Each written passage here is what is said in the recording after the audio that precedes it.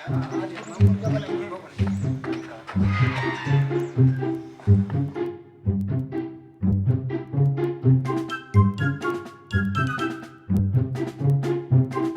हंसते हंसते हंसते का आवाज भाई के कहां है, कहां था बता भाई के पढ़ाया होता।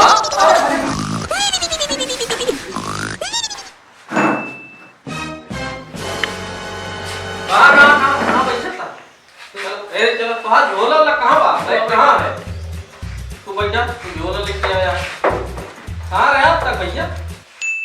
गुरुजी वो बैगिया बरकटा खाया करे न झलियम फंस के फाड़ गए। आया होता है बरकटा खाए तोरे घर वाले बरकटा खाए के पठे आए पढ़े खातिर। गुरुजी रास्ता में आवत रहे ना देखे मन कहिया कहीं तूर के खा ली थोड़ी के। अच्छा बैठा ना खड़ा मुर्गा बन पहले मुर्गा कैसे बन गया?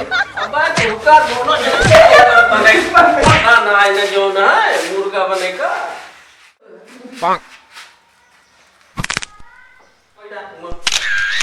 चला बैठा जो ना बैठ के पढ़ा।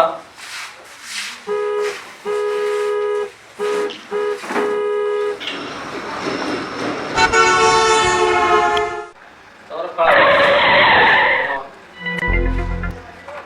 चला तू बैठा तू पढ़ा चल ठीक है